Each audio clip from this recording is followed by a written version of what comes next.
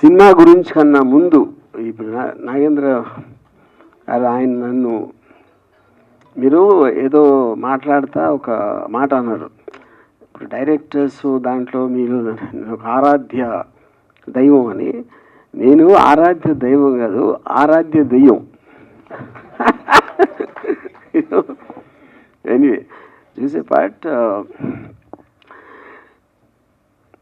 ఇప్పుడు ఈ subject matter అంటే దానికన్నా ముందు ఇందాకన్నా డేట్ అని చెప్పారు కదా, ఇది కేవలం అంటే ఒక కొన్ని ఆస్పెక్ట్లో ఒక టెక్నికల్ గ్లిచ్, సెన్సార్ అనేది ఒక పర్టికులర్ టైంలో డీలే, అన్నిటికన్నా ముఖ్యంగా ఇప్పుడు నీ లాంగ్వేజ్లో చేస్తున్నావు కాబట్టి అన్నిటికీ సరిపడి కరెక్ట్ డేట్ అని వేరే డిస్ట్రిబ్యూటర్లతో మాట్లాడి దాని వలన అయ్యింది. ఇప్పుడు మాత్రం అన్నీ అయిపోయినాయి, సెన్సార్ కూడా వచ్చేసింది. It's going to release on April 4th.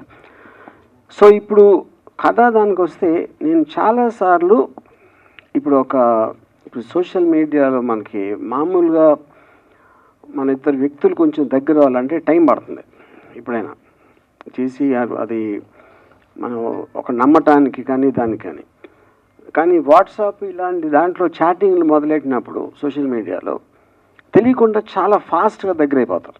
ఎందుకంటే కమ్స్ అంటే కట్టు వస్తుంది కనుక ఒక థాట్ ఇంకా మనకి మనిషి కనిపించినప్పుడు మన గురించి మనం చాలా రహస్యాలు బయట పెట్టేస్తాం, తొందరగా నమ్మేస్తాం. అలాంటి ఆటలుగా వచ్చిన నెగిటివ్ ఎఫెక్ట్స్ మనం చాలాసార్లు మనకి న్యూస్లో వస్తూ ఉంటాయి.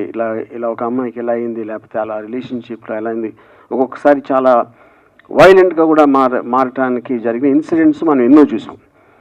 సో ఒక్క పర్టిక్యులర్ ఇన్సిడెంట్ అని కాకుండా చాలా అలాంటి ఇన్సిడెంట్స్ బేస్ చేసి ఈ కథ తయారు చేయడం జరిగింది.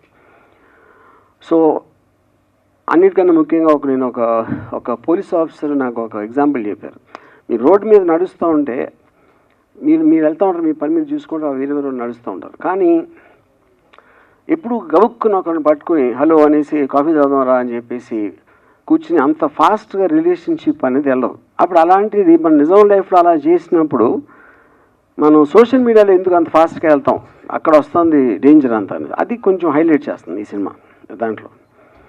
సో ఇప్పుడు కథ అనేది మూల కథ నేను రాశాను, బట్ ఫిల్మ్ డైరెక్టర్ చేసింది మాత్రం కమల్లో గిరికృష్ణ కమల్ నా దగ్గర చాలా ఇయర్స్ చేశాడు, both as an editor and as an associate.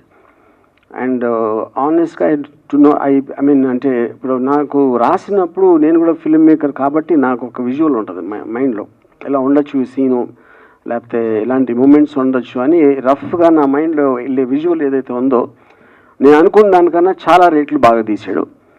Thank you Kamal. Yeah. And తర్వాత ఆబ్వియస్లీ ఇప్పుడు కాస్టింగ్ అనేది main roles Satya and Aaradhya. As both ఈ అమ్మాయిని స్టాక్ చేసి అబ్సెషన్ తోటి వెళ్ళాడు సత్య. అఫ్కోర్స్ అమ్మాయి ఇట్ ఈస్ ఆబ్వియస్. సో తను ఫస్ట్ టైము ఈ అమ్మాయిని ఒక సారీలో చూస్తాడు. నేను కూడా ఆరాధ్య అని ఫస్ట్ టైం ఒక రీల్లో సారీలో చూశాను. ఈ రెండింటికి connection is not the point. తర్వాత అమ్మాయి సారీలో ఉన్నదానికి ఉన్న ప్రత్యేకత ఏంటి అని అడిగితే, ఇప్పుడు మామూలుగా చాలాసార్లు ఒక అమ్మాయి మీద అత్యాచారం జరిగినప్పుడు అలాంటి బట్టలు వేసుకుంది, లేకపోతే ఇలా ఉంది అలా అని ఒక kind of A negative comments చేస్తారు, ఇంక్లూడింగ్ పాలిటీషియన్స్.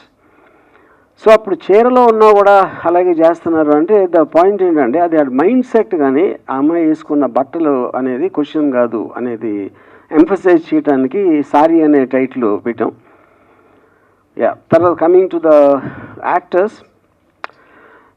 ఇప్పుడు ఆరాధ్య ఇందాక చెప్పినట్టు నేను రీల్లో చూశాను, కానీ అసలు అబ్సల్యూట్గా కెమెరాకి ఫస్ట్ టైం ఫేసింగ్ చేసిన తను చేసిన పర్ఫార్మెన్స్ ఎక్స్ట్రాడినరీగా అనిపించింది అందరికీ, నాకే కాదు ఎంతవరకు సినిమా చూసిన వాళ్ళకి.